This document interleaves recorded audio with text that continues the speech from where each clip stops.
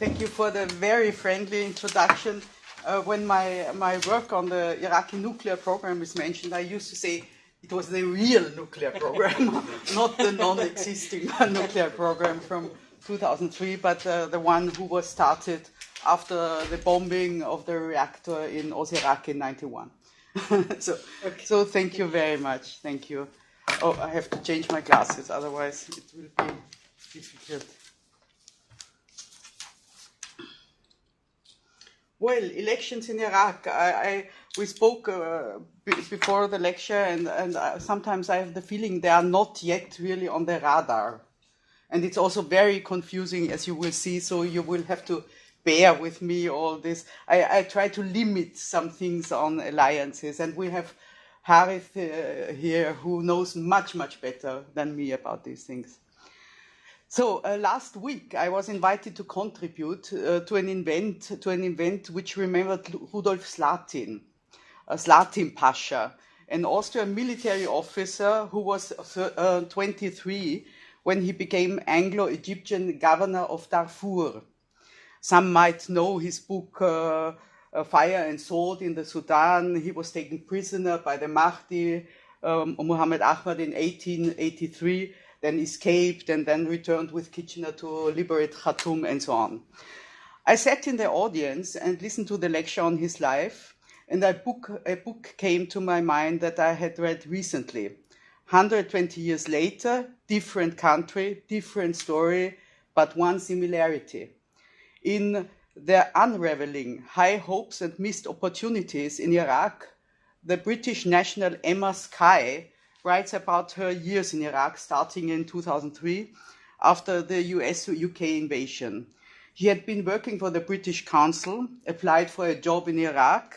She landed in Basra, and literally a few days later found herself as civilian representative of the Coalition Provisional Authority, CPA, in Kirkuk, so practically the civilian governor, working as a kind of buffer between the US army and the population in a very difficult town. Later, she became the policy advisor of US General Odierno. From what I read in the book and heard from others, Emma Skye was indeed very engaged and capable also. It was also not her first posting in the Middle East. She had worked on the Israeli-Palestinian conflict.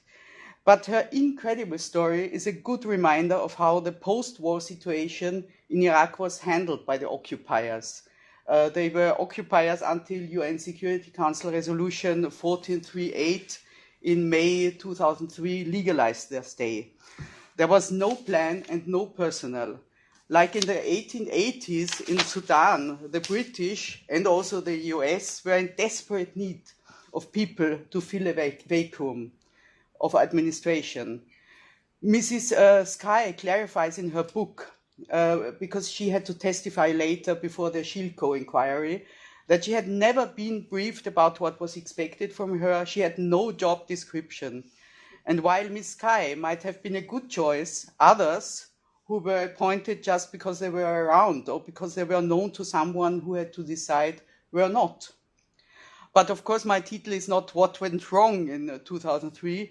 Even in these days, it's exactly 15 years that the war started, and there is a lot of these articles around in the moment. But I think it is important to recall the ingenuousness with which the liberators went into the project to transform Iraq.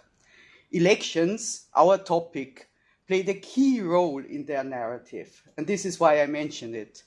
Also, if in the case of Iraq, they did not come very quickly, almost 2 years after the invasion in January 2005. There was a kind of almost religious belief in the healing effect of elections. You have institutions, even if they are meaningless, like the Iraqi parliament during Saddam Hussein's time. You fill them via elections. This is the expression of the will of the people, and so they will be happy and enjoy the free market economy, which is also a very important part of the package. 2003, at least in the United States, perhaps already a little less, thank you very much, perhaps a little less in Europe, belief was still intact that after the demise of the Soviet Union, A democracy, Western style, would replace dictatorships one after the other. Since 2011 and the following years, with failed political transformation processes in Egypt, Libya, and Yemen, and an extremely difficult one in Tunisia, we know for sure that it is not so easy. Elections don't automatically provide the legitimacy of the elected, even if they are fairly free and clean. I remember talking about this issue, I think it's really 15 years back, with Lakhdar Brahimi. You know him, of course. His latest job was UN Special Envoy for Syria. If the political process is healthy, he said, it will probably not even be harmed or destroyed by not so good elections. The other way around, if the political process is flawed, the best elections will not save it. In Iraq, the long-awaited elections in 2005 could not stop the deterioration and perhaps even fuel the civil war. The liberators looked on and could not believe it. In 2010, there was a chance for change, and it was messed up. And in 2014, the election outcome helped ISIS to convince Sunni Arabs that they had no future with Baghdad. This does not mean at all, of course, that I don't think the regular election process in Iraq is an amazing achievement. It was upheld irrespective of enormous challenges and difficulties. On the 12th of May 2018, we will see the fourth legislative elections under the Iraqi constitution and the fifth since the fall of the regime of Saddam Hussein, and the first after the defeat of ISIS. The Iraqi elections after is it true, the fourth? Yes. What I said is, I counted correctly. I had a doubt. No, it's true. The Iraqi elections after 2003 were an important element in cementing Iraq's transition from an authoritarian system to a new political order, which still is not yet completely defined. They have been a primary mechanism through which political power has been distributed. They had a certain success of bringing in alienated groups into the political process. However, they are not the miracle cure, and sometimes they have also undesired side effects. I'm not only alluding to the big Iraqi plague, sectarian and ethnic divisions. There is also a dynamic of division within the presumed blocs, within the Shia, who would still sort of stick together in the years directly after Saddam's fall, with the exception, of course, of Muqtada Sadr, the fractured Sunnis, and also the Kurds, who already had their own small civil war in the 1990s. Iraq's divisive domestic situation makes it even more difficult to tackle the big problems like rule of law, reconstruction, whatever. My intention is to give you an analytical recount of the political process and elections in Iraq after 2003. I will not include provincial council elections. There have been some together with legislative elections in 2005 and then separately in 2009 and 2013. There, of course, have been also the separate elections in Kurdistan. And again in Kirkuk also, but Kirkuk, of course, is an issue apart. I have also been encouraged by my hosts to talk about my time in Baghdad as an Austrian special envoy, and I will be glad to say a few words and, of course, also answer questions about it. As I have mentioned, after the invasion, the coalition provisional authority was established in the context of this already mentioned UN resolution and functioned as a kind of transitional government from May 2003 to June 2004. Its head, Paul Bremer, ruled more or less with decrees, some of which have gained notoriety, like the dissolution of the Iraq army, which the Americans saw as Saddam's army and not as the National Army of Iraq, or the decree on de-Baathification. In July 2003, after pressure to let Iraqis participate in politics, the IGC, the Iraqi Governing Council, was created. It introduced a complete novelty in Iraqi administration, ethnic and sectarian quotas. There were 13 Shia, 5 Sunnis, 5 Kurds, and the Sunnis were told, after all, also the Kurds are Sunnis too. And there was 1 Turkmen, 1 Assyrian, and 3 women, which are also an ethnicity, obviously. In March 2004, the Transitional Administrative Law and Interim Constitution was signed to serve as the basis. In June 2004, the CPA handed over administration to the first real, if not elected, Iraqi government with Prime Minister Iyad Allawi. He was the choice of the Americans. UN envoy Lakhdar Brahimi was not so enthusiastic about this appointment. Allawi, a secular, comes from a Shiite background, and first Iraqi president after Saddam Hussein, and this is mostly forgotten. Everybody says it was Talabani. It was not Talabani. It was a Sunni Arab, Allawi. In 2004, security in Iraq deteriorated considerably. When he left Iraq in June, Bremer already had to sneak out like a thief. However, the pretension that everything was fine had to be upheld in the United States. And the political process really was a point to prove it. No? Everything broke down, but the political process was there. The roadmap was on time, on track, and as you know, of course, George W. Bush won the presidential elections in November 2004. This was the point of it. In January 2005, the time had come. Iraqis were called to their first parliamentary elections to elect a transitional National Assembly. These elections were won by the Shiite bloc with 48%. I will not always, really burden you with figures, but in the first elections, it's interesting to see. So 48, which is a good majority, but it's not an absolute majority. No? Second came the United Kurdish list with already much less. It was about 26%, and Allawi's party with 14%. The Sunni turnout, and this is a point, was a disaster. And so were the results for them, made worse by the one constituency system. President Yawir's party reached not even 2%. So, you have to imagine for a president of a country. The absence of Sunnis in these elections was, of course, a consequence of violence and threats, but also of the deep mistrust and growing rejection of the political process. From a Sunni perspective, the whole world, and especially the United States, the master of the transition, saw Iraq through the simple prism of good anti-Shia, anti-Saddam Shia and bad pro-Saddam Sunni. This impression was aggravated by the start of the trials against regime members. Again, one element in the history of Iraq after 2003, which was meant to enable Iraqis to come to terms with the past and develop a common vision of the future. What happened was exactly the contrary. It was an extremely divisive process. And by the way, also the EU did not consider the CPA established Iraqi Special Tribunal as up to standards. For example, as an Austrian diplomat, I was in 2006 in Iraq and I went to the process, but I did not inform the foreign ministry because I knew they would not allow me. I can say this because the Austrian ambassador did not come. But I had to go there. I had to see it. And it was a really interesting experience. Incredible. It was one during the trial against Saddam.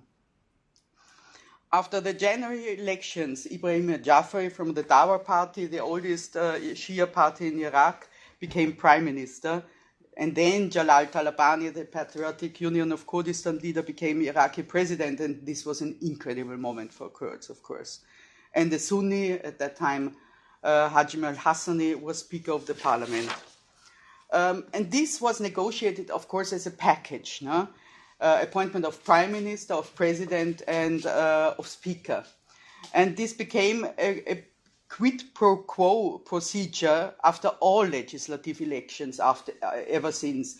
Perhaps with the exception of 2014, when things, with ISIS at the doors of Baghdad, everything had a little bit different logic.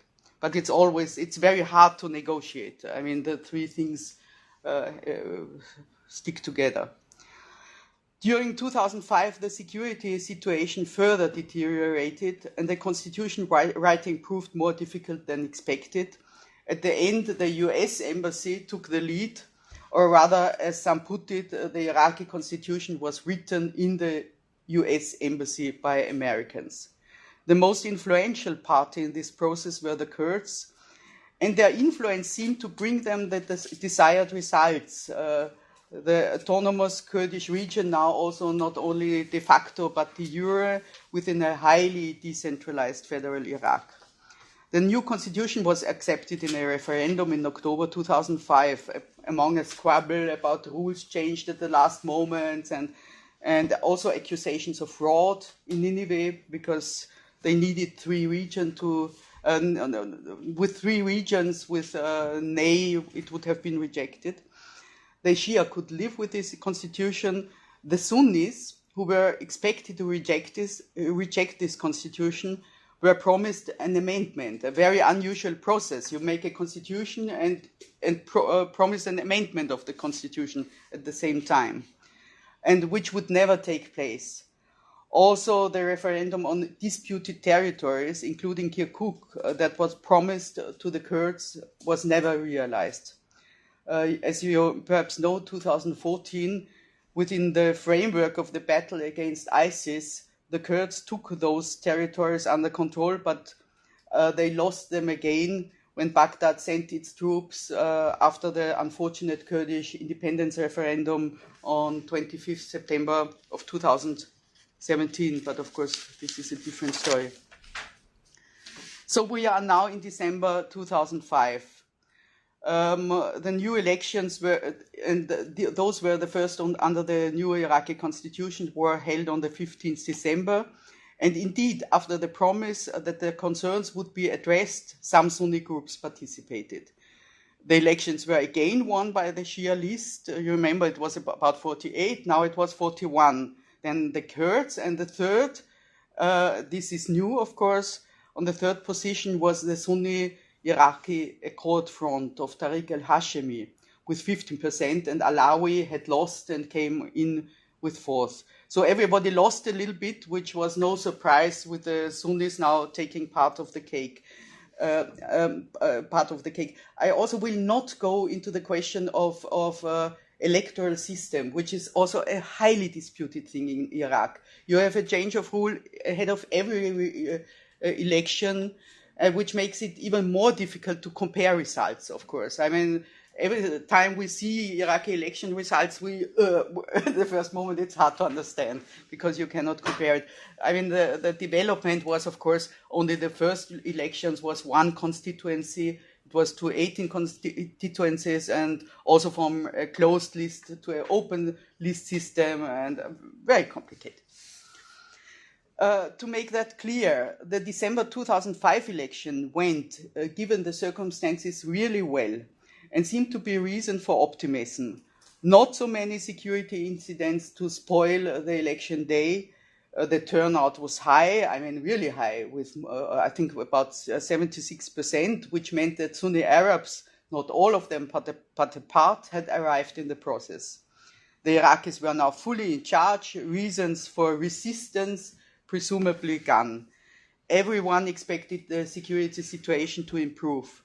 This was also why the Austrian foreign minister decided, at that time it was Ursula Plasnik, that it would be worthwhile to establish a presence in Iraq during Austria's EU presidency period.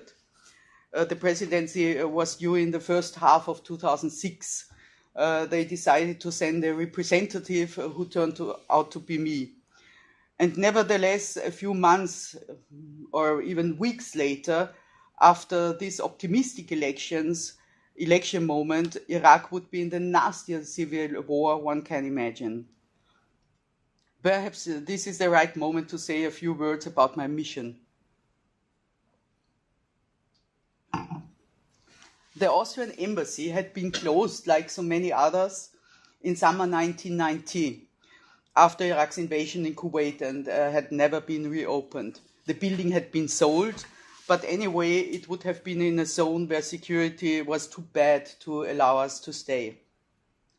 We, the Austrians, did not have any own security infrastructure. Everything was provided by the British, which was, I mean, complicated but possible, because after all it was EU. No? From transport in a military plane from Kuwait, the helicopters I used to go from the airport in Baghdad to the center, because travel to the city by the road at that time was already impossible for security reasons. My bungalow, which was actually a brick container with a telling name Pod, with a door like in a bank strong room, a tiny window, sandbags on the roof. Small settlements of these pods were surrounded by huge walls made of iron and sandbags against missiles, which were indeed a problem, as I soon found out. Our security rules were very tight. When I had to go from the international to the red zone, where I had to, visit other embassies, I mean, embassies of non-coalition states were outside. The coalition states were inside, or ministries, Iraqi ministries. When I went there, I needed 3 armored cars and a staff of 6 heavily armed security men. From the British compound where I was living, I could really literally see the foreign ministry, which was almost unreachable. My first appointment in the ministry, and I still think they did it on purpose in the ministry, it was at 10 a.m. No? And my security absolutely refused to bring me there. They said only madmen and Americans are going out before 11, before most of the roadside bombs were exploded. So I had to tell the foreign ministry, no, I'm sorry, I cannot come. My security says no. And I mean, it was hard.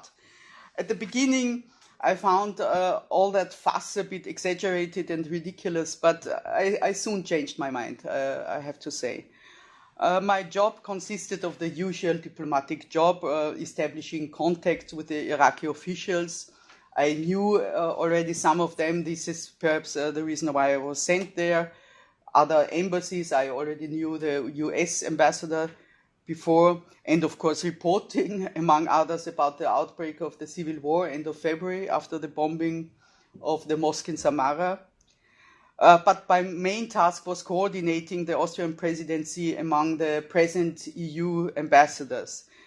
With the important exceptions of the French and the German, all resident ambassadors came from countries which had troops in Iraq. If you remember, almost all Eastern European states belonged to the US-led coalition of the willing and contributed to the multinational forces. A very, very divided Europe. I mean, I did not know it when I went there. I mean, I knew it intellectually, but I did not know what it meant also for the European ambassadors. I had been a special envoy, as you mentioned, and chargé d'affaires, also because the Austrian diplomatic service rules do not allow the appointment of an ambassador. So I could not get the title. And I had with me 1 diplomatic staff, who in fact was a military man, and 1 local staff, a secretary. And I was, as I used to point out, the president of the British ambassador, who had, 5,000 people. So it was quite ridiculous and ridiculous not. I mean, it was reason for jokes, but it went quite well. Because you have to understand that the British were very happy to have me there. I mean, to have an ambassador from a little country, neutral country like Austria, for them was a sign that everything went well. That they said even the Austrians already sent their diplomatic staff back. The war was no mistake, everything is fine. Only that this was not true. Perhaps my most stunning experience in Iraq was to see the helplessness and the disorientation. I always thought, if I go to Iraq, little Gudrun Harrer, a lecturer in university, journalist, a little bit of research, I always thought the occupying powers' knowledge about Iraq starts exactly where mine ends. And I saw there is nothing. It simply was not true. with all their presumed expertise. You have to imagine the Brits who used to smile at the Americans and said, "We know Iraq, we have been there." And there was nothing. No? It was, with all their military power, they could not handle things. And the point is that this was not simply unfortunate, but really also damaging the process. How could Iraqis who had survived the 1991 war and seen that Saddam Hussein reconstructed the country, I mean, the most important things within months, how could they believe that the Americans were not able to provide them with electricity and water, let alone security? I mean, 2-3 years after the war. And I wrote this 2-3 days ago, and yesterday in the train I wrote an article of Andrew Exum, who was, I think, a deputy defense secretary under Obama, and who was in 2003 in Iraq to hunt the regime members. And I found he wrote the sentence, Iraqis simply didn't believe that we were so incompetent that we didn't know that we were doing. I mean, this is really the point. So everybody, not everybody, but it looked like a conspiracy against Iraq. The December 2005 elections were followed by an extremely difficult government formation. Jafari, who wanted to stay as prime minister, was rejected by almost everyone except his party.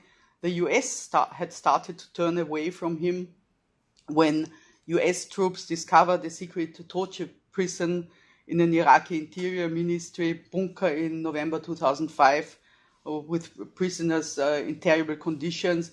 And they were very sensitive because this was only 1.5 years after their own Abu Ghraib scandal. From their own perspective, the Shiites, I'm sure, were simply reacting against the terrible wave of Sunni violence, which was killing Shiites on a daily basis. And this was true, of course. It was there. No? Al-Qaeda in Iraq had been founded in 2004. The Shiites were the biggest group. They had won the elections, and they were targeted. They expected full US support and not US criticism of their methods.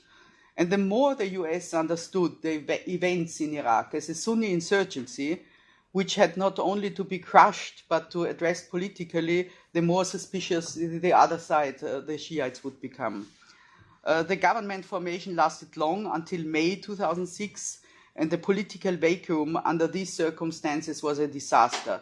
I mean, don't forget, this was not just a normal transition from one legislative period to another. This was, under the new constitution, a transition to a completely new system. I mean, the real new start with also a new Council of Representatives, not 275, but at that time 325 seats, and so on.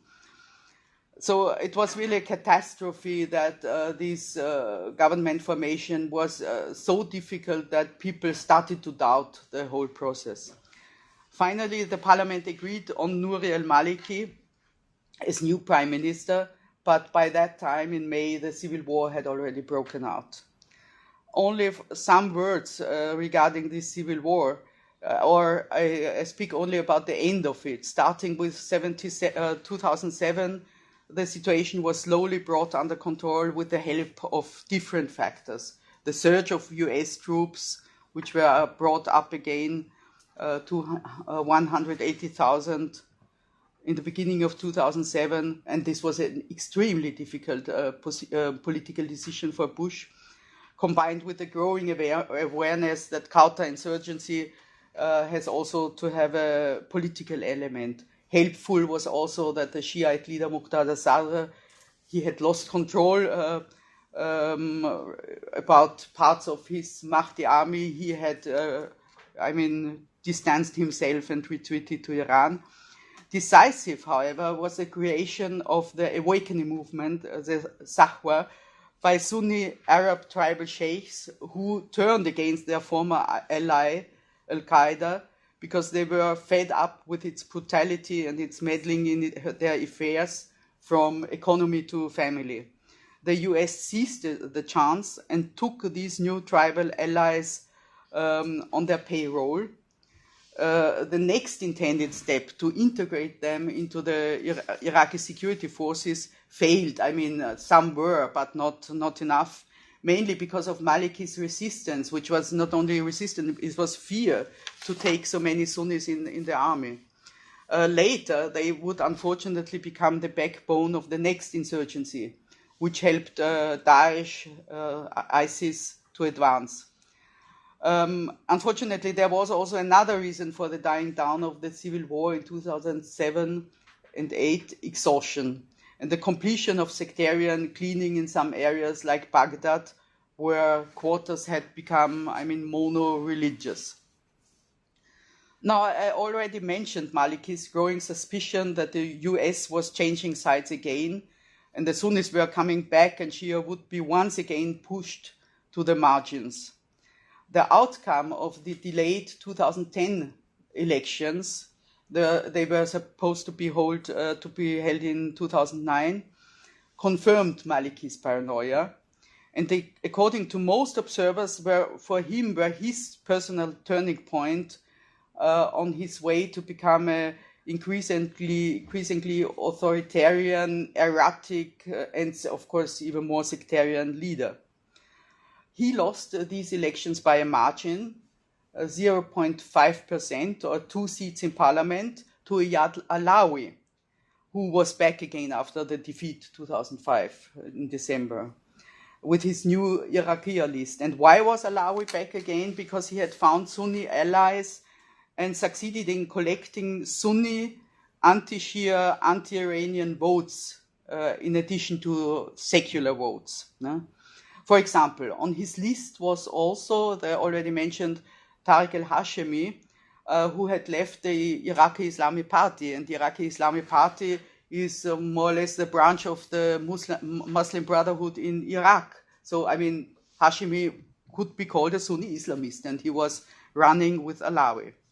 However, the real reason for Maliki's defeat was, of course, that intra-Shiite division had taken its course. There were 2 big Shia lists running separately. Maliki styled his state of law list as non-sectarian and inclusive, and it included minor Sunni, Christian, Kurdish, and Turkmen parties and independent candidates. And the election outcome, as I said, was Alawi first, and then Maliki, then the rest of the Shia third, and the Kurds, who had also lost ground to a new party, an opposition party, Goran. The 2010 elections were very violent and fraught already with fraud accusations. They came also very much from Maliki's side, who did not want to recognize defeat. But there had been some encouraging points. After the civil war, almost all parties wanted to present themselves as non-sectarian, as inclusive and national. And there were real odd alliances. For example, the Small Iraq's Unity List, with its frontman Ahmed Abu Risha. He was from the Sahwa, from the Awakening movement. So, as I told you, a Sunni tribal force, which only 3 years earlier had been aligned with Al-Qaeda. And in this coalition, the second frontman was Jawad al-Bulani, interior minister, whose ministry had always been accused of Shiite sectarian violence against Sunnis. So this looked already like the beginning of political identity of parties, a blow to sectarianism in politics. If it was a real chance, I am not so sure about it, it was missed. It was never translated in political reality. The government turned out to be more sectarian than ever. To make the very long story of 2010 short, Alawi, the winner, did not succeed in forming a government. Maliki did not accept defeat. In fact, he personally was the candidate who had, in person gathered most votes. And at the end, he imposed his will and remained prime minister after Iranian pressure on Muqtada Sadr to support him. Maliki and Sadr, they 2 religious Shiites, as you know, they hate each other, really. many Shiites hate each other in Iraq. I mean, this is amazing. And it's also interesting, Maliki in 2010 was also supported by the Americans, at least by the American embassy. The military were a bit skeptical. So we see in 2014 and in 2010, Iran and the United States having the same opinion on how the Iraqi government should look. And again, the government formation took very long, this time more than 8 months. And again, for some in the society, this was a proof that the democratic experiment in Iraq was failing, because everybody thought, okay, the civil war is over, now we restart. No? And it turned out that all promises made to appease Alawi and his electorate, remember, mainly many Sunnis, were broken. He did not get any significant role in the next administration. They had promised him a council, and frustration was really growing. And then came 2011 with the so-called Arab Spring and the start of unrest in Syria, which developed into war. And last but not least, the US troops at that time were leaving, redeploying from the cities, and at the end leaving Iraq. To the surprise of outsiders, there were Arab Spring protests also in Iraq, had it not had free elections recently. The demonstrators were mainly Sunnis who expressed their sentiments of marginalization, and the situation deteriorated when Maliki started to denounce them as foreign agents, as Sunni extremists, as Al-Qaeda, as terrorists. Maliki started also to use anti-terrorism provisions against Sunni politicians. The most famous case was Vice President Tariq al-Hashimi, who fled Baghdad in December 2011 and was sentenced to death in absentia for having orchestrated bombing attacks. I mean, I am not able to judge the substance of the accusations against Hashimi and dozens of individuals around him and or others. However, an Interpol red notice arrest warrant requested by the Iraqi government was later cancelled because of lack of legal justifications, as the Interpol lawyers pointed it out.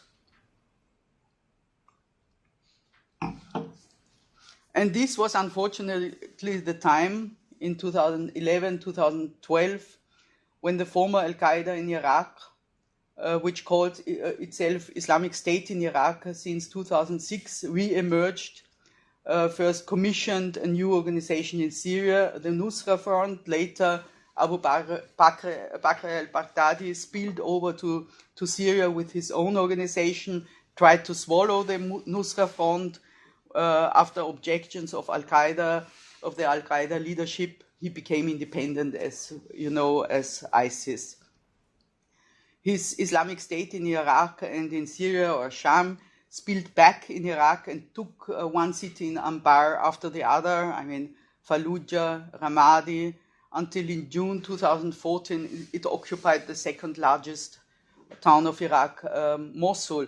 I used to say, I mean, we spoke about ISIS taking Mosul, but nobody really tried to imagine what it meant. I mean, Mosul is a city, is a town like Vienna, practically. No? So incredible. Of course, the success of ISIS cannot be explained without the existence of a partly receptive population on the ground. Many people in Sunni areas, or many or some, I don't know, saw the advance of Daesh as a part of a new Sunni insurgency against Baghdad. Yeah? And in the first moment did not reject it. When ISIS conquered Mosul in June 2014, this was 2 months after the legislative elections in April. And I'm deeply convinced that these elections contributed to the disaster. This time, the result was very satisfying for Maliki. His State of Law coalition was the strongest party, even if it had only 24%. The other parties were much, much smaller. I mean, The rest of the Shiites had split again. The Sadrists were alone, Islamic Supreme Council. Alawi's winning party of 2010 had broken up in 3 blocks.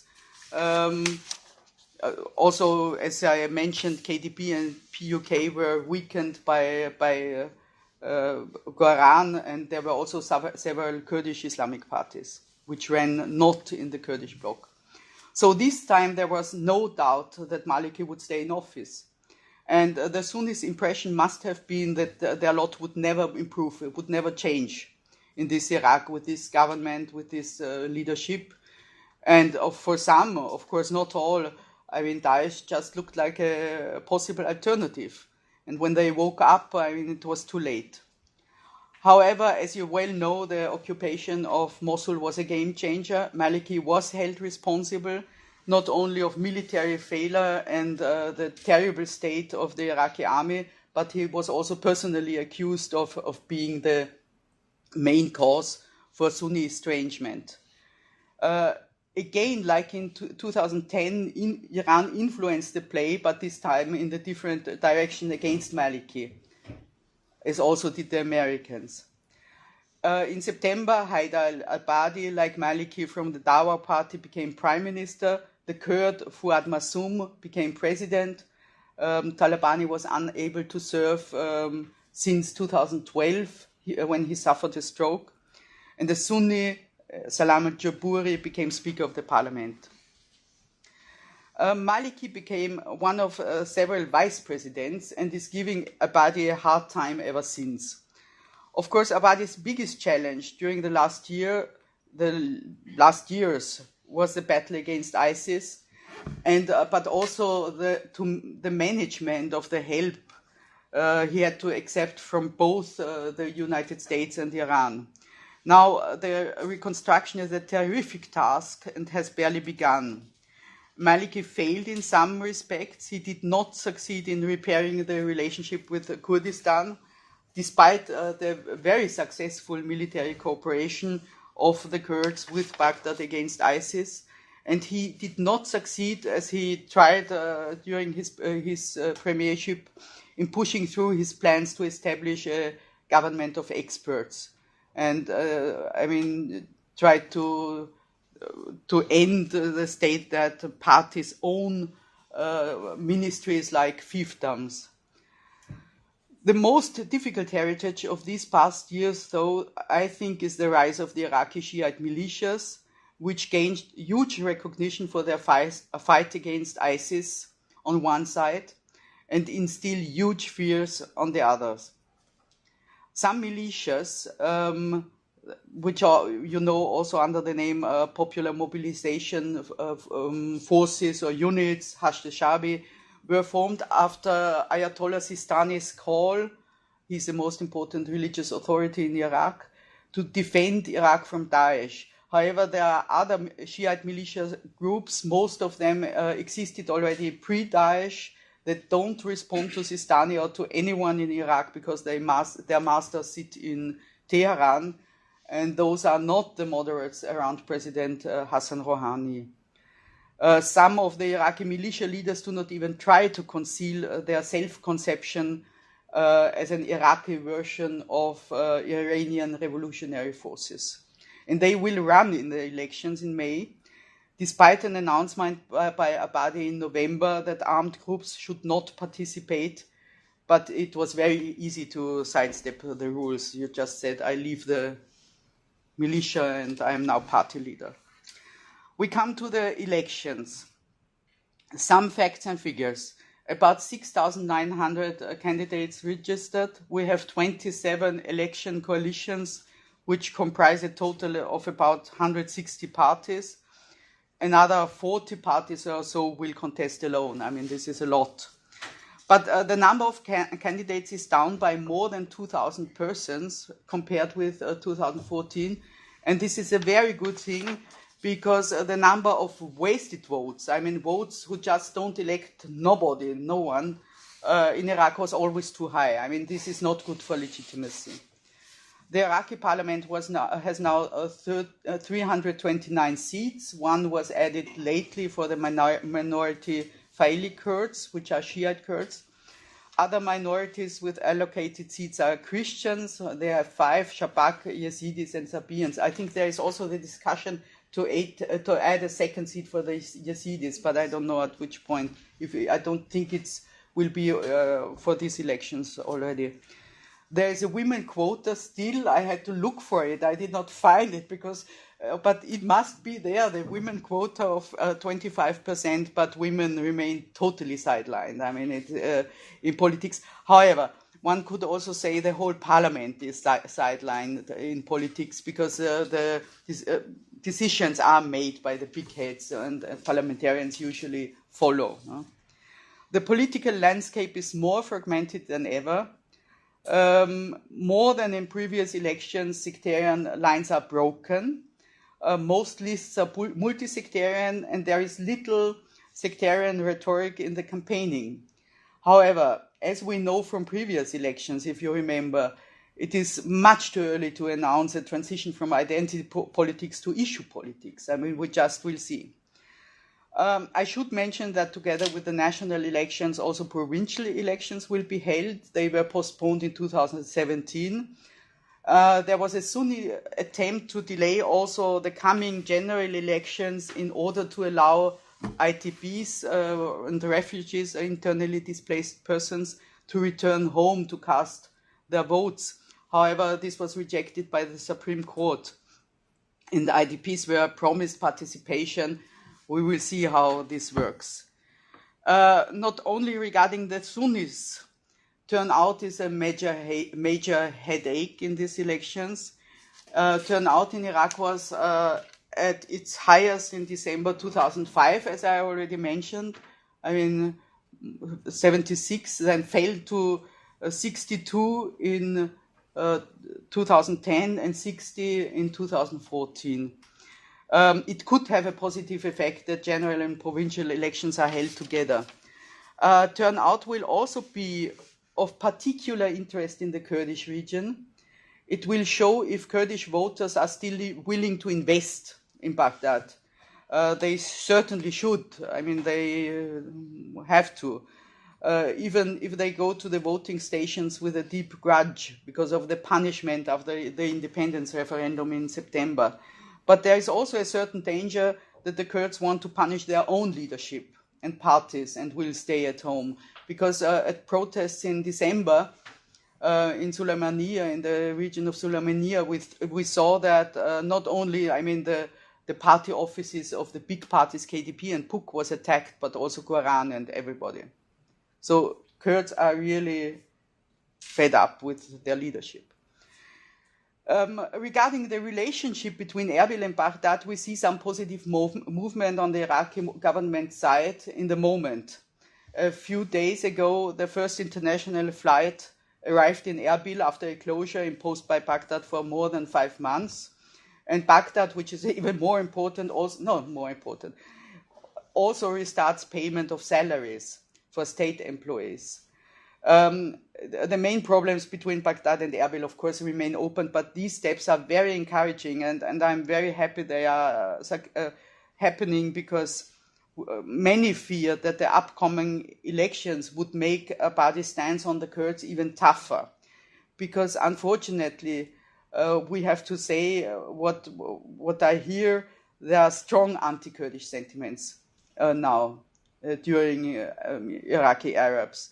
And it's perhaps not popular to be soft with Kurds. So Abadi really has to be recommended for finally doing what he should do. Huh? But in March, the Iraqi parliament approved the federal budget and scrapped the allocation to Kurdistan, which was fixed at a percentage of 17%. Instead, there will be a per capita spending, which means a significant cut for Kurdistan. Some major points for closing regarding the election alliances. I've mentioned the fragmentation of sectarian blocs, which also shows, and I find this interesting, the limited influence from outside. Huh? Because, of course, Iran would be happy about Shia unity. And Saudi Arabia and Turkey would have liked to see a united Sunni list. each one dominated, of course, by their men in Iraq. And this did not happen. Let's start with the Prime Minister Abadi, the golden boy of the West, as someone put it in a conference we attended recently. One of the reasons why the United States and others so completely abandoned the Kurds was actually the fear that the Kurdish independence referendum would harm Abadi and endanger his re-election. So he's really our boy. No? But our boy messed it up. No? He tried to form a coalition with the Shiite militia forces, exactly the forces which some months earlier he wanted to be banned from the elections.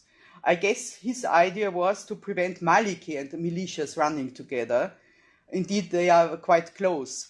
However, the Abadi militia alliance broke apart literally hours after it was announced. But Abadi, with that move, had already alienated other possible allies like Sunnis or the Sadris. Maliki and militias did not join on one list, but it remains to be seen what they do after the elections. I mean, we know that the period after the elections perhaps is more important than the elections, I don't know. As you know, Abadi and former Prime Minister Maliki are both from the Dawa party and both from the State of Law coalition. However, since 2014, they are like cat and dog. No? They run with two different lists, but they insist that the Dawa party remains one, also very, very complicated. So Abadi has his own victory list with a lot of parties, more than 20. The name victory, of course, is an allusion at the victory over ISIS. Maliki stays with the State of Law. Then we have the bloc of the militias. This is the Conquest Alliance, also with about 18 parties. The leader is Hadi El-Amiri of the Badr organization, which is already in parliament. And this list really includes Iranian-sponsored popular mobilization forces, such like Asaib, but also Iranian-friendly parties like the Islamic Supreme Council of Iraq. Islamic Supreme Council of Iraq, I mean, was really the party of the famous cleric Hakim family, but he left the party and now runs with his own party, which is the National Wisdom Trend. So we have already 4, no? And where is our 5th important Shiite player, Muqtada Sadr? Well, he surprised us with an alliance with the Communist Party. And I find this very interesting. But if you think of it, I mean, it's really a different ideology, but it's also the same electorate. Huh? And they have worked together at some points during the last years. The name of the alliance is Revolutionaries for Reform, called Tayyarun, and it provoked a poisonous reaction from the advisor to Iran's religious leader Khamenei, Ali Akbar Velayati, who visited Baghdad in February. He said, "We will not allow liberals and communists to govern Iraq." He said, and the Iraqi dignitaries sat and looked on, and nobody told Velayati that it's not his business whom Iraqis vote for. On the Sunni side, and I'm closing, we have 2 main competitors, and also it's so typical, the main competitors and the people who are in these 2 blocks all at a certain moment already have worked together. So, I mean, it's very fluid. So, Alawi is once again trying to offer a platform for Sunnis. He has the Iraqi National Alliance coalition, and he succeeded to win over the Speaker of the Parliament. I already mentioned him, Salem al-Jabouri. He from Iraqi Islamic Party, but also the Sunni secular Salih al-Mutlaq, who in 2014 ran alone and was quite strong. So, I mean, this is quite strong, looks like strong alliance. And on the other side, there is a vice president. We have several vice presidents in Iraq, not only Maliki, also Alawi is vice president, and also Vice President Osama Nujaifi's Iraqi Decision Coalition. And he was in 2010 with Alawi. And in 2014, he had a different coalition. And the Nujaifi-Alawi rivalry has also an external dimension, which I already mentioned. Alawi was always supported by Gulf states and is now, clearly on the Saudi side. They are not so enthusiastic about him as they used to be, but still. Whereas Nujaifi is absolutely considered Turkish man in Iraq and supposedly on the Turkey-Qatar axis. Regarding Kurdish parties, of course, the two big old parties still exist, KDP of the Barzanis, but also totally different, with President Masoud Barzani gone, retired after the referendum, and the PUK, Patriotic Union of Kurdistan, whose long-time leader Jalal Talabani left a vacuum since December 2012 and died last October. Those will still run together. However, the deputy leader of the PUK and former Kurdistan Prime Minister Barham Salih left and formed a new party, the Coalition for Democracy and Justice. And he succeeded in attracting the Goran Party, which, by the way, also lost its founder and leader last year. He died. And also the Islamic Party Komal. So it will be very interesting how strong they will be. By now, I'm sure you are exhausted, but I wanted to give you an understanding of this strange mix of continuity and disruption. The same long-time actors coming together in alliances, which sometimes even break before the elections. It is very difficult to guess what will happen. Some even express their hope that Alawi, given the extremely fractured Shiite landscape, would have a chance to form the next government. But would that bring peace? I am not so sure. How would Iran react? How will Saudi Arabia, how will the Iraqi Arab Sunnis react if there is a Maliki militia government? Perhaps it's a banal thing to say that the coming elections are big with fate, which elections in Iraq were not. However, it is safe to say that we should be humble and just hope that Iraq takes this step, the first elections after Daesh, without new harm being done. Iraqis really deserve it. Thank you. Thank you so much, Gudrun, for this talk, which is driven by both personal and professional insight, and which is so timely. It's indeed, somebody, if you're not following very closely and this and in detail, one gets terribly lost. And I think to see really the long lines, and as you concluded, right, that there is the strong element of disconcerting continuity in terms of political actors, but also obviously elements and moments of maybe not discontinuity, but rupture, as you call it, is something that requires special interpretation. It's a seminar style, so we do like to discuss and ask questions. And Ildiko, you have your hand up. Thank you very much. Thank you very much, Gudrun. This was really a profound. But I have just one question. How does the recent rapprochement between the Saudis and Muqtada Sadr fit into this picture? How do you qualify it? It's not disruption, it is not continuity, but where do you put it? It's really amazing. I have in a way I have stopped to be surprised about what Muqtada does, no? But and what the Saudis do. Yes, this is another story. No, but from the Saudi point, the Saudis are very active in Iraq, I think. They are really trying, and it's also a good thing in a way that they are now trying to work with soft power also again, no? And to be there, and I've heard. I don't know if you were recently in Basra, that they are very present, that they have their villas on the again coming, and I'm not so sure if this is not exaggerated, but they would receive someone like Muqtada with pleasure, I think. with him, what it means. I mean, this man for me is in a way, as you know, in 2003, 2004, he attacked Sistani.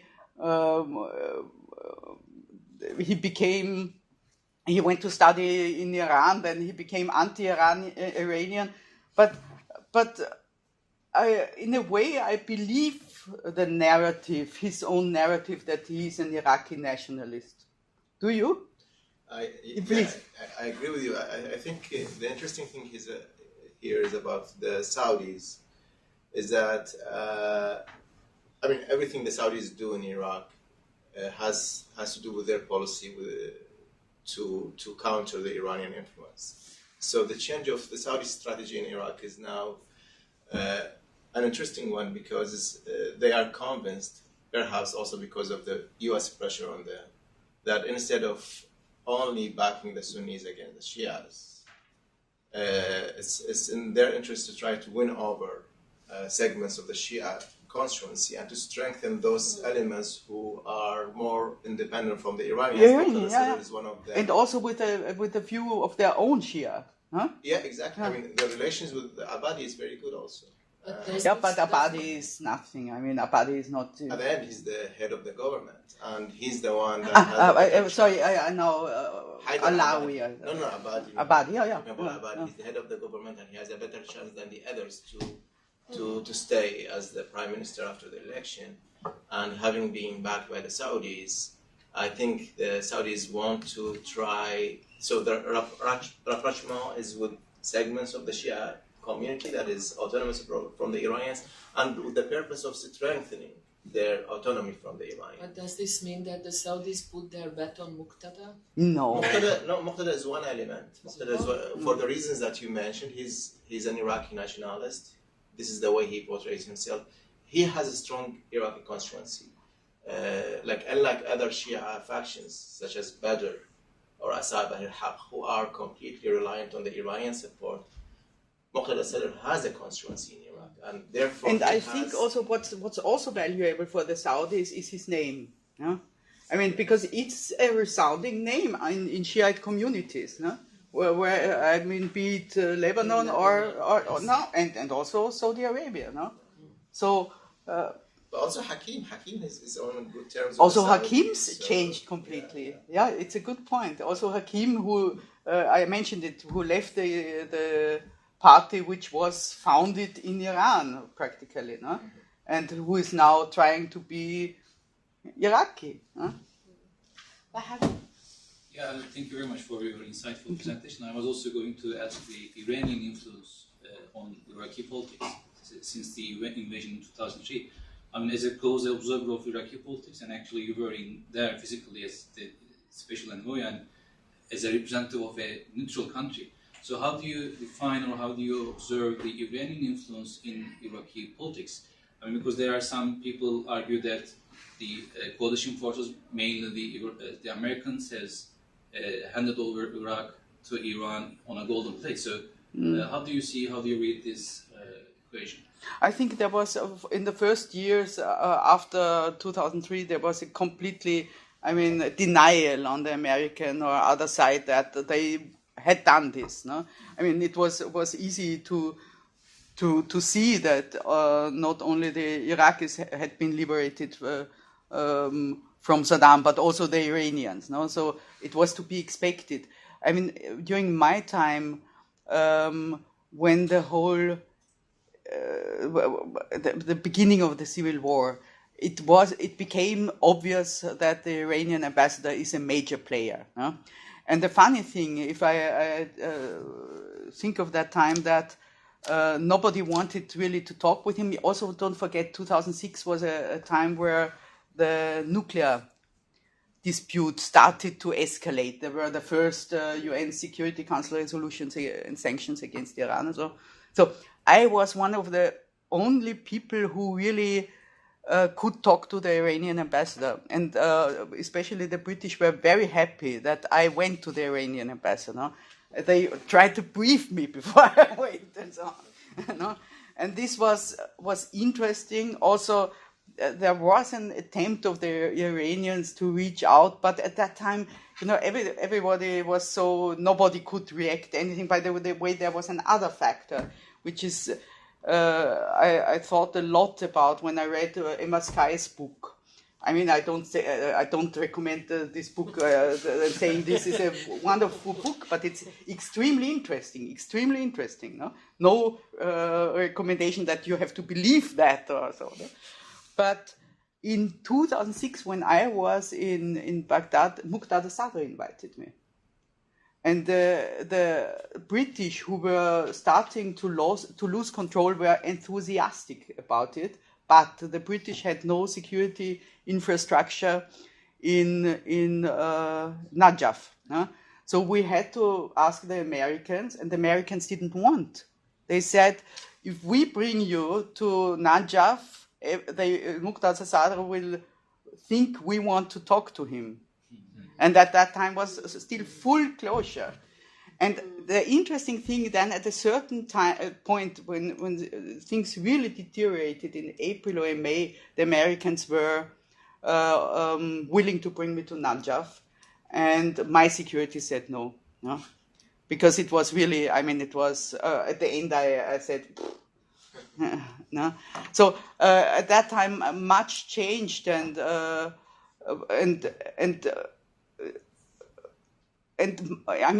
remember also the first 4 years of Maliki, we used to say, no, it's not true.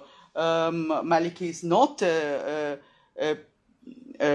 puppet of the Iranians, which he also was not. No? I think that things changed very much after 2010. But the Iranian influence is there, and especially, how these militias, not so much how they behave. All militias behave the same, but what they say it very openly what they want, no? And I don't know.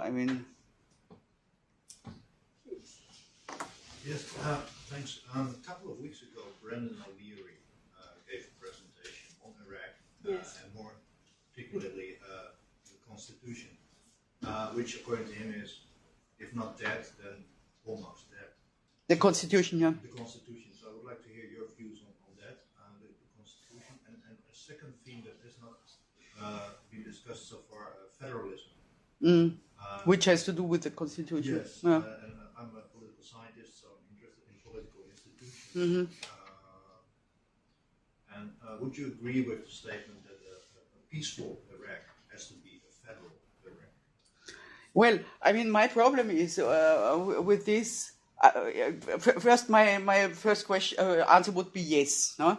But the problem is, more federal than this constitution we have. There is no more federal. This is an extremely federal constitution. Maybe more about the implementation. This is what I was going to say. This constitution was never finished. This constitution, also if you read it, everything is left to legislation, and the legislation never came. No? So I don't know also if the constitution is dead. I still think it can be, some parts of the constitution, for example, also regarding the disputed territories and so on, it's really, to 2007 should have been the time by which the referendums should have taken place. So you can argue, this is obsolete or whatever. But if the constitution is dead, I don't know. And federalism, when the constitution was made, okay, this federal system by the possibility of making regions and so on was accepted by Shiites, and we always thought this could be an instrument then used by Shiites. But it turns out that it's perhaps more interesting for the Sunnis even, no? From time to time, there is a Sunni idea to do this, to form regions, and so dead, I don't think so.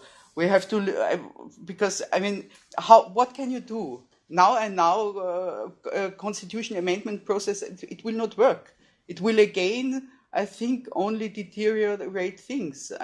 This was a mistake and this is always our mistake, also in the Arab Spring countries, that certain things are very difficult to do during such a post-dictatorship, during transformation process still going on. You can only create, how can I say, a basis on which to go on. And I mean, this is also very interesting that we see a certain resilience.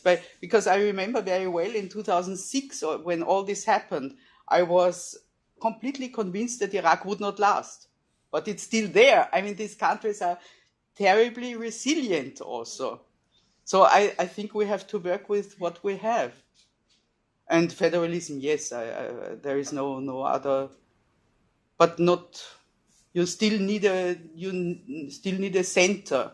Also, federalism. I mean, the authorities the local authorities can be overburdened with certain things. They have not the capacity. They have not the infrastructure to handle certain things. I mean, they need also the help of the central government. Huh? And if you only transfer central functions to the provinces, but they are still central, I mean, this is not federalism. Huh? But I mean, to start from scratch now, I don't know.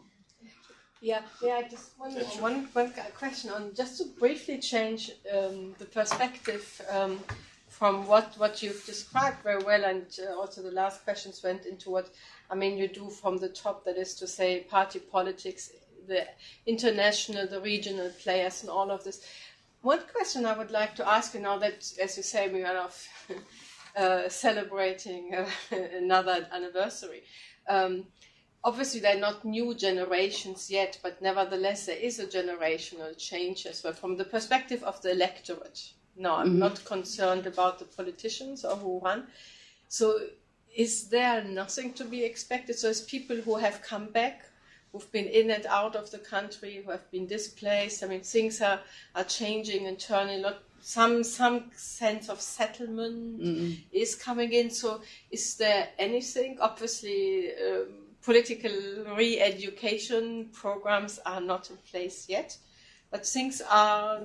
Well, there were a lot of political re-education programs. I mean, what is UN doing there since 15 years now? But I think Harith knows much better than me, because he goes there more. But of course, the people on the ground, like the Kurds, who are really crazy at their leadership and so on, they want something different. No? But this is the danger. They want something different. They try to vote. I mean, yeah, they see an offer at these elections which sounds interesting. They go for it and say, okay, this list really does not look sectarian. I mean, perhaps this is political, and they vote for it, and then the outcome is totally different. I mean, then 3 days after the elections, Maliki goes with the militias, or I don't know, or and you say, okay, what have I voted for? So, but I think the people are much more mature and aware, and many are, yeah. I mean, I think Iraq is changing, and people are going back, and of course, at the long run, there will be a change. My fear is a short-term fear, no? That again we have these elections and we will be surprised and everything okay, and then the elections will be cancelled by the outcome.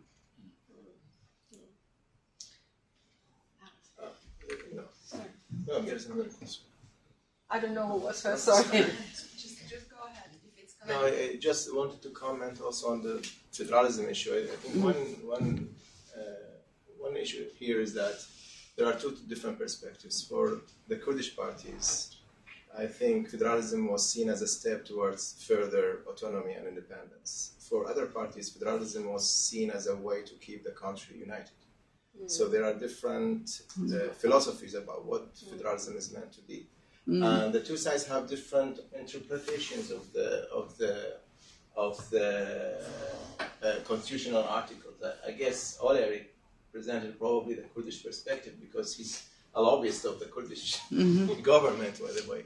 So, but I think the one issue here is that on both sides, the de facto politics is what dominated that. So they have their constitutional claims, they have their legal arguments, and they are both right on certain points. But at the end, both understand that de facto politics are the main shaper of relations of power in the country. So while the Kurdish parties have strong argument against Baghdad's indifference to some constitutional articles, like the one you mentioned, 140. At the same time, when you look at the politics inside Kurdistan, you see of course, the same exclusionary policies adopted by Baghdad are adopted actually by Erbil against other Kurdish parties to the extent of dismissal of the Speaker of Parliament from Erbil. So I think one issue here is that the constitution was written with an eye on identity politics, with less interest in understanding the economic dynamics of the country. This is a country that is a rentier state.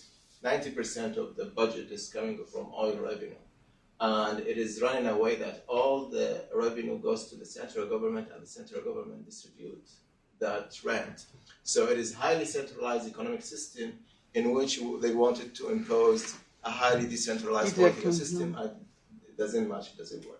And it really, I mean, it were absurdities. Like, I mean, this distribution system, but on the other hand, that regional law overrules federal law regarding resources. And I mean, how can it go? You know, it's let's say, I mean, the constitution really is. It's not even flawed. It's not complete. It's not. There are mistakes, really mistakes built in it. They were in a terrible hurry. They wanted to make it, but okay. On the other hand, I say if we see Arab Spring states, which were then taking the necessary time, also not always it worked out. I mean, you can also say, okay, better having that constitution by October 2005 than no constitution by May 2006 or so. I don't know. I really don't know. I mean, what I see is that it does not work, and we have not found a way to address the problem of legitimacy and to address the problem that parliaments really have power and make politics and are not, the groupies of their leaders. Please. Thank you for the presentation. I'm a CEU alumni who's pursuing security studies here, and not sure how relevant my question is, but I would be interested in your view about the role of Russia in the Iraqi elections, or if there's any.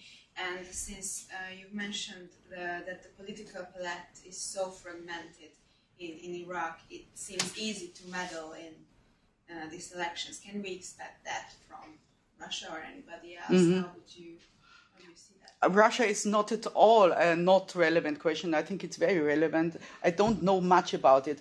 I only observed during the last years that Russia comes up again and again. No? I mean, for example, one moment was my impression was also that sometimes the topic of Russia was used during the last years to get more from the Americans. No?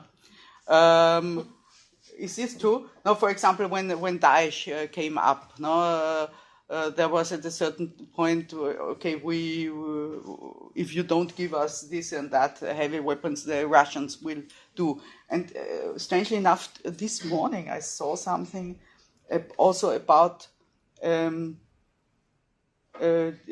Maliki Russian weapon deal, which also could have a corruption side. I did not read it. I saw only the title, but it's brand new. No? So I said, "Oops, what's that?" And I mean, knowing the Russian policy in the Middle East, I mean, I would be surprised that they say, "Okay, we are not at all interested in Iraq." This would not be logic, but if they, how they relate to their relationship also to the Iranian presence and by the way, now it comes to my mind. There's a Muqtada story to also tell you the end of it. I could not go to Najaf, and I met Muqtada Sadra's emissaries. Guess where? In the Russian embassy. I was brought to the Russian embassy, to see Muqtada's emissaries there. So of course they play a role. This is. But I think your remark was very relevant, because I think we were there together when we heard that even in Syria, Syria for the Russians is in the first place about American-Russian relations. Yeah. So this can be very well qualified for Iraq as well. Yeah. That at least there is an element. Absolutely.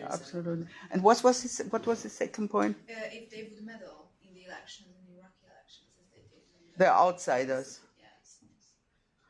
They are exactly. This is they don't need even elections to. As I told you, Nujaifi. If you say the name Nujaifi, everybody says he's a Turk, no, and Alawi, and so it's just there. It's really just there. It's and not only now and not only in these elections, but yes, but I wouldn't even describe it as they meddle in the elections, but also the people inside. Look at outside. They refer to their sponsors and their friends outside. No? So it's both ways. And just a technical question, just quickly. So those who are allowed to vote, are these only those who are on the soil, or will this be widely organized? Again, in embassies all over. Normally, it's in embassies. So it's, normally, you can go. Also, this year, yes. That people, Iraqis outside the country. Yes. In the embassy. Yeah. So this is because you say there's constantly changes. No, but in certain countries, not in every country. Like probably if it's in Vienna, yes. It's not happening in Budapest. Yes. But for example, an Iraqi in Budapest can register in Vienna. I think so. To vote, yes. Because with the upcoming elections here, for instance, that's a big issue think so. Who is allowed to no, vote. it always was the case. They always wanted to have their people in from outside. No? And I don't know anyone who. And of course, expats normally vote not so religious, not so extremist parties. So until now, the trend was to allow them. So I think they will be allowed in also this time. But I did not look at it, but it was like that in the previous elections. And also the turnout is a problem. So they need everyone. No. No, Thank you, Gudrun. This was really a very interesting, not only the presentation, but also the discussion. Thanks a lot. We should see and at least read what you will write after the election date. What will be your analysis of the government for me, of the months, weeks and months after. No? Yeah. Because it's literally that, there is a certain deadline to present your alliances and parties and whatever on candidates, no? But it is changing until election day. It has no relevance. The changes on the sheet, on the voting. How do you call it? On the ballot paper. Yeah. But sometimes the ballot paper is not correct anymore, no? Because parties leave lists, and so it immediately changes again after the election. So the elections are one thing; they're aftermath of the elections. Well, thank you so much. Thank you.